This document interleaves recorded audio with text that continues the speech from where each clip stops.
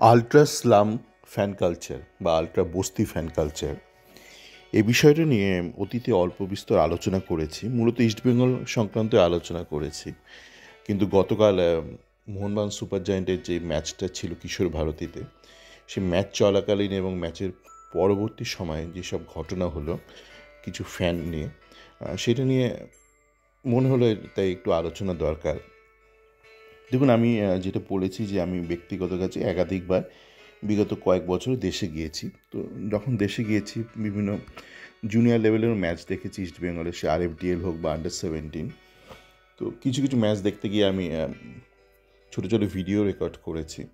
যেমন একটা অনূর্ধ্ব 17 ম্যাচ দেখতে গিয়েছিলাম, সেই ম্যাচ দেখতে গিয়ে দেখেছিলাম ইস্টবেঙ্গলের সাথে মোহনবাগান সুপার জায়েন্টের যে বেশ কিছু ফ্যান, সেখানে পুরুষও আছে নারীও আছে, তারা কিছু বোধহয় আল্ট্রা জাতীয় কিছু ফ্যান ক্লাবের অন্তর্গত হবে, তারা বেশ টানা খিস্তি করে গেল এবং স্লোগান দিয়ে এবং অর্কেস্ট্রেটেড খিস্তি, মানে স্বতঃস্ফূর্ত খিস্তি না, এবং সেটা কোনো খেলা সংক্রান্ত খিস্তি না। অনেক সময় হয় না, আমরা ধরুন একটা গোলকিপার বাজে মিস করলো, একটা ভেতর থেকে একটা কিছু একটা খিস্তি বেরিয়ে এলো আপনার ভেতর থেকে, তারপর আপনি থেমে গেলেন। কিন্তু এরকম না, এটা মানে অর্কেস্ট্রেটেড যে, আর এগুলো হচ্ছে মূলত অপোনেন্ট, ধরুন ইস্টবেঙ্গল যারা ফ্যান তারা মোহনবাগানের উদ্দেশ্যে খিস্তি মারা, বা মোহনবাগানের ফ্যানরা ইস্টবেঙ্গলের উদ্দেশ্যে খিস্তি মারা। তো আমি যেহেতু ইস্টবেঙ্গলের দিকেই বসছিলাম, তো ইস্টবেঙ্গলটা শুনতে পাচ্ছিলাম, মোহনবাগানটা শুনেছি মানে তখন বা পরে, মানে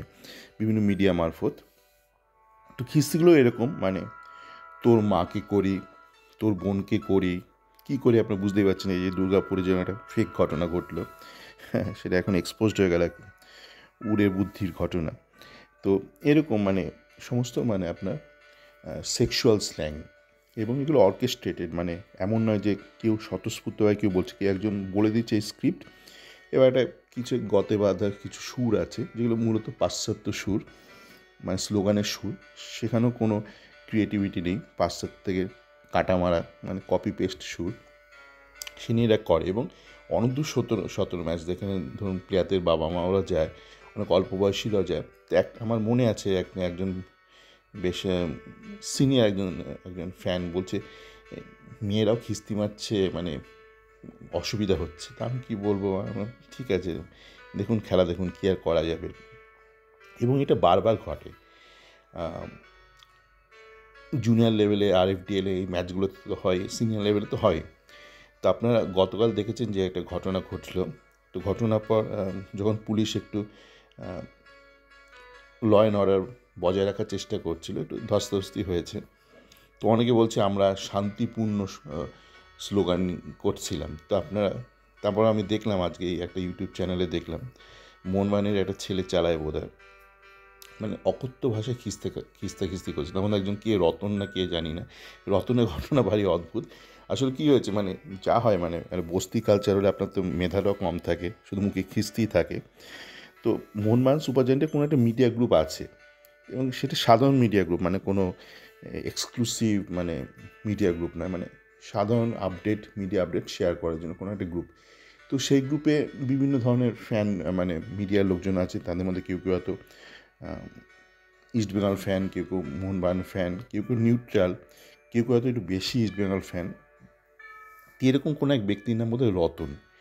তো এখন এদের মানে যত রাগ, মানে ইরানের রাগ রতনের ওপর পড়েছে। এবং গতকাল এই যে ইউটিউবে যেগুলো দেখলাম, রতনের মা গোষ্ঠী শুদ্ধি, রতনের চামড়া গুটিয়ে নেব বারবার স্লোগান দিচ্ছে, সেটা নাকি শান্তিপূর্ণ স্লোগান। রতনের মাকে ধর্ষণ করবে, সেটাও নাকি শান্তিপূর্ণ স্লোগান। রতনের বোন, মানে বোন মা এরা কাউকে ছাড়ছে না। দুর্গাপুরের মতো, ঠিক আছে দুর্গাপুরটা না একটা ফেক ঘটনা ছিল, আমরা এখন জানতে পেরেছি, কিন্তু এরা মানে ভাষণে ধর্ষণ করে ফেলছে কিন্তু এরা। তো এইটা নিয়ে কিন্তু একটা সমস্যা আছে। দেখুন, আমি আল্ট্রাস নিয়ে আগেও বলেছি যে এর একটা অতীত আছে, এবং এটা পুরোপুরি একটা ইউরোপিয়ান একটা অতীত, মানে ব্লু কলার্ড, মানে একসময় তো ইউরোপের ফাইন্যান্সিয়াল অবস্থা খুব একটা ভালো ছিল না। তো অনেকে ধরুন অনেকে মানে বেকার ছিল, অনেকে কম রোজগার করতো। তো ফুটবলটা তাদের কাছে চিরকাল একটা প্যাশন। তো তারা ওই মানে গোল পোস্টের পেছনে গিয়ে খেলা দেখতো, সেখানে সিটিং অ্যারেঞ্জমেন্টও থাকতো না, টিকিটের দামও কম রাখা হতো, আর হই হুল্লো করতো এইসব, মানে যেরকম হয় মানে লেবার ক্লাস লোকজন হলে। তো সেটা আস্তে আস্তে একটা কালচারে পরিণত হয়। এখনও আপনার অনেক স্টেডিয়ামে দেখবেন, আমি যেমন সেদিকে লুজান এফসির ম্যাচ দেখতে গেছিলাম লুজান স্টেডিয়ামে, তো গোল পোস্টের পেছনে কিছুটা অংশ ওরা সিট দেয়নি মানে ওখানে কোনো প্লাস্টিকের চেয়ার নেই বা ভালো যে ফোল্ডেড চেয়ার সেখানে নেই, সেখানে এমনি সিমেন্ট রয়েছে মূলত দাঁড়ানোর জন্য, কেউ চাইলে সিমেন্টেও বসতেও পারে। তো সেখানে টিকিটের দামও কম রাখা হয়। তো যাকে ওরা একটা অন্যরকম কালচার, ফ্ল্যাগ ট্যাগ, ওই ফ্লেয়ার্স, লাইটের রং মশলা নিয়ে থাকে। বিয়ার ঠেয়ে তো গোটা স্টেডিয়ামে খায়, ওরাও খায়, এটা কোনো ব্যাপার নেই, কিন্তু ওরা মূলত খেলাটা দেখে না, একসাথে আসে, হইল্লোড় করে, স্লোগানিং করে চলে যায়। এটাও একটা মানে একটা কালচার। তো আমাদের দেশে যেটা হয়েছে, যবে থেকে ওই খুব ইন্টারনেট অ্যাক্সেসিবল হয়ে গেছে, মোবাইল অ্যাক্সেসিবল হয়ে গেছে, আমাদের মধ্যে শিক্ষা যতটা না বেড়েছে, কুশিক্ষা তত বেড়েছে। আপনারা দেখতেই পাচ্ছেন বিভিন্ন বিষয়ে, সে সামাজিক বিষয় বা রাজনৈতিক বিষয়, জ্ঞানের থেকে অজ্ঞানটাই এখন বেশি প্রাধান্য পাচ্ছে, উল্টোপাল্টা খবর ছড়াচ্ছে। সে দুর্গাপুর স্ক্যাম ঘটনা যেটা গতকালই এক্সপোজড হয়ে গেল, সেরকম ঘটনা হোক বা যে কোনো অন্য ধরনের ঘটনা, মিস ইনফরমেশন বেশি ছড়াচ্ছে। আর যেটা ছড়াচ্ছে হচ্ছে অন্ধ অনুকরণ করা পাশ্চাত্যকে, মানে পাশ্চাত্যের কোনো ভালো জিনিস আমরা অনুসরণ বা অনুকরণ করছি না, কোথায় পাশ্চাত্যে গিয়ে কে কী স্লোগানিং করছে সেটা করছি। এবং ওদের দেশে ধরুন একটা কালচার আছে, আপনি আমেরিকাতে ফাঁকি ওই ব্যাপারটা কোনো ব্যাপারই নয়, কিন্তু আপনি যখন আপনার দেশে বলবেন সেটা একটা খারাপ শোনা, মানে প্রত্যেকটা দেশে তো একটা কালচারাল কিছু নর্মস আছে, যেমন কোনো দেশে আপনি কাউকে অ্যাড্রেস করবেন হাই হ্যালো দিয়ে, কোনো দেশে ডিয়ার দিয়ে, প্রত্যেকটা দেশে আলাদা স্যালুটেশন, একটা আলাদা কালচারাল নর্মস আছে। এবার আপনি সেটা না বুঝে যদি জাস্ট টুকে দেন, যেটা তো খুব স্বাভাবিক একটা পাশ্চাত্য দেশে ফাক ইউ একটা বললেন, সেটা আপনি যদি এখানে স্লোগানিং করতে থাকেন, তো ব্যাপারটা কিন্তু একটা কালচারাল একটা ক্যাওস তৈরি করে। তো এই বিষয়ে সচেতন হতে হবে। আর প্রশাসনকেও একটুখানি সচেতন হয়ে কিছু অ্যাকশান নিতে হবে। দরকারে যেমন পাশ্চাত্য এটা ঘটেছে, যারা ধরুন একটু হুলিগানিজম বেশি করেছে তাদের ব্যান্ড করা হয়েছে, স্টেডিয়াম থেকে 1-2 বছর ব্যান্ড করা হয়েছে, সেরকম কিন্তু দরকার হলে আমাদের দেশেও করা দরকার।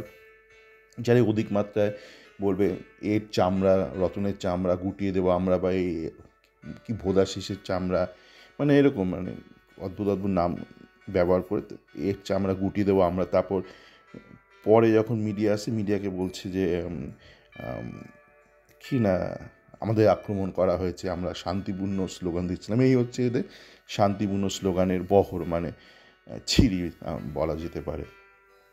তো এটাই বলার ছিল যে এই বস্তি কালচার, এবং এখানে যারা থাকে যেসব পুরুষ মহিলারা, সত্যি এদের মানে জানি না এরা কোন সমাজে কোন শ্রেণী থেকে উঠে আসে, কিন্তু এদের যে আচার আচরণ, যে এদের যে বক্তব্য, এটা শুনে একটাই মনে হতে পারে, যেটা অনেক পুলিশকেও বলতে শুনলাম, যে আপনারা কি বস্তি থেকে উঠে এসছেন, এই ধরনের ভাষা ব্যবহার করছেন, মানে পুলিশকে, পুলিশ মহিলা পুলিশকে মানে মুখের ওপর একদম বস্তির কাঁচা কাঁচা খিস্তি দিচ্ছে বেশ কিছু মোহনবাগান সুপার ছেলে এবং মেয়ের। এবং আমি এটা বলতে চাইছি বারবার করে, যেটা আমি আগেও একাধিকবার বলেছি, মূলত ইস্টবেঙ্গল প্রসঙ্গেই বলেছি, এই যে এই কালচারটা, এই বস্তির কালচারটা কিন্তু শুধু মোহনবাগান এই আলট্রাস গ্রুপের সীমাবদ্ধ নেই, এটা কিন্তু ইস্টবেঙ্গলের মধ্যেও আছে।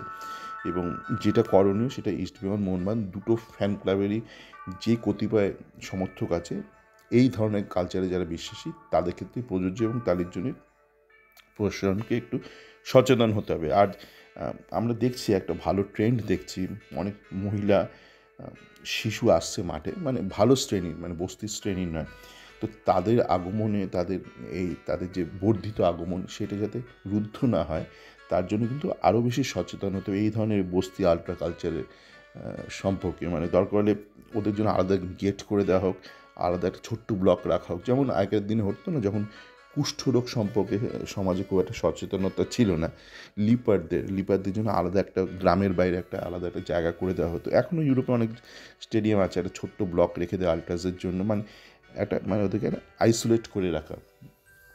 মানে যদি ওরা এই কালচারে বিশ্বাসী থাকে, বস্তির কালচারে, এবং অকথ্য ভাষায় গালাগাল দেবে, দরকার ওদের জন্য আলাদা করে দিক, কাচের এনক্লোজার করে দিক, দরকার কাজও করে দিই, বা কি কাজেরা ভেঙে ঠেঙে দেবে এরা যে শ্রেণীর মানুষ, মানে দূরে একটা স্টেডিয়াম থেকে দূরে, যাতে করে যেখানে শিশুরা বসবে, মহিলারা বসবে বা সাধারণ ফ্যামিলি বসবে, সেখানে যাতে এদের এই কণ্ঠস্বরগুলো, এদের এই কুরুচি করা একটা বস্তির কণ্ঠস্বরগুলো যাতে ভেসে না আসে।